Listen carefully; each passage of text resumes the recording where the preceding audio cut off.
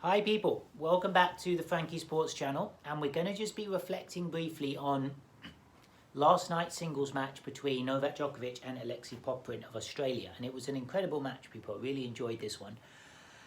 Djokovic won the first set, I believe 6-4 or thereabouts, and he looked pretty impressive in doing so.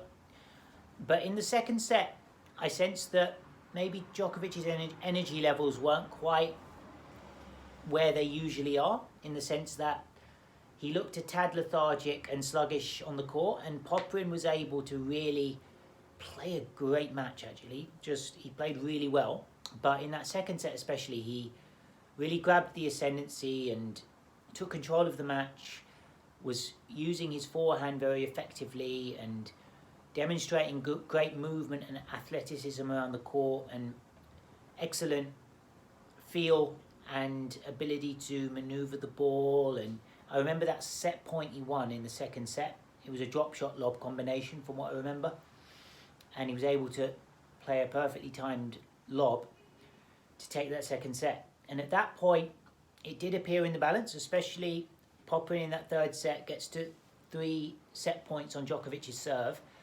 Djokovic saved one with a big serve, as I remember, and then Popyrin had a chance to really be aggressive with that second set point, but I think he put the backhand out or into the net. And then, as Djokovic so often does, when it gets tense, when it gets tight, when it could go either way, he battens down the hatches and says, today's not going to be the day I get beaten. And that's ultimately what happened. He was able to really just exert that superiority and that assuredness that often he does when push comes to shove. And I suppose when you get to that point in your career where you've won 24 Grand Slams, you've been through so many big moments that it's almost going to feel second nature. Whereas the pretenders, the guys that are up and coming, it's a little bit more nerve-wracking and a sort of unknown situation for them. So they have to be that little bit more conscious of that. And yeah, Djokovic's ability to rise to the pressure was once again in evidence. And then fourth set, he runs out a winner 6-3.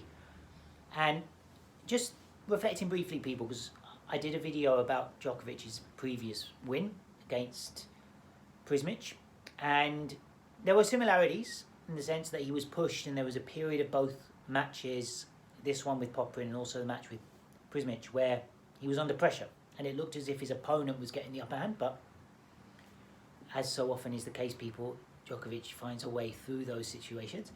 But does it lend the question, are we seeing Djokovic slightly more vulnerable this year? There's been talk about a wrist problem in the weeks leading in. There have been murmurings that he's feeling some illness, or he's feeling a bit ill out there at the moment. So does that present an opportunity for the higher ranked players? Because obviously Prismic is ranked outside the top 100, Popyrin I think 43 or just thereabouts in the top 50.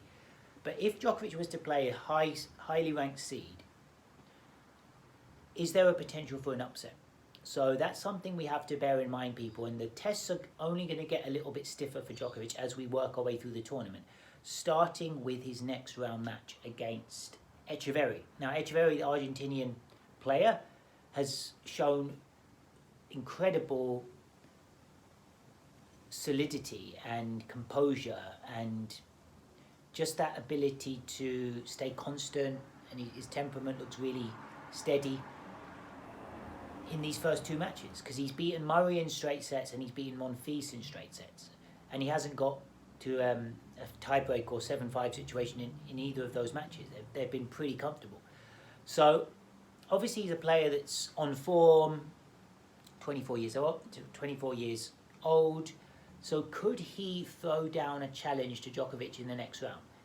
My theory is here that he will, but it might be a similar pattern to what we've seen, in the sense that Djokovic has a sticky moment, maybe loses a set, but ultimately his defiance, his appetite for winning, his ambition, determination will see him over the line. Then you map ahead, and there's the possibility that he'll play Ben Shelton in the last 16. And that match again presents some problems for Djokovic. We saw in the US Open semi-final that Shelton was demonstrating an ability to rise to the occasion, and I think he enjoys the limelight, he enjoys the spotlight, he'll enjoy playing Djokovic. There's a little bit of previous in the sense that Djokovic mimicked Shelton's celebration after he beat him with the phone call, which just adds a little bit of spice, which I quite like. It just makes the match a little bit more interesting. So will Djokovic have it his own way in that one? We'll have to see. I think Shelton's a guy that could potentially worry Djokovic. Whether he worries him to the point of actually beating him, it's unlikely, but I do really rate Shelton. I think he's great for the game. I really like him. And yeah, it'll be interesting to see if he could cause an upset should he get through his third round match and Djokovic the same, and they meet in that fourth round. It'll be interesting to see what happens. And then people, I know Sinner is in Djokovic's half of the draw as well. So Yannick Sinner, that would be a semi-final, potential semi-final. Now, that for me is the real moment when we're going to find out how fit, how prepared Djokovic is to win a tournament of this nature. Because he is playing the best players in the world. He is playing guys who are often 10, 15 years younger than him. So really growing into their prime years, so to speak. Although Djokovic is seemingly rewriting that with his own elongated and longevity in the sense of his elongated run at the top of the game. But nevertheless, it is going to be difficult for him to continually fend off these pretenders who are coming up. So I'm fascinated to see people how it all unravels. And yeah, could Sinner upset him? Potentially. And then in the other half of the draw, the likes of Medvedev, Hetska. Yeah, it's tough to really pinpoint. Alcaraz, of course, Alcaraz is probably, again, the most likely to get through to the final from that side of the draw. So will we see another Djokovic-Alcaraz final? It's all very interesting. Okay, people, curious to hear your thoughts. Another very watchable and enjoyable match that we witnessed yesterday with Djokovic and Popyrin. And it'll be interesting to see how the tournament unravels from here. All right, people, peace, love.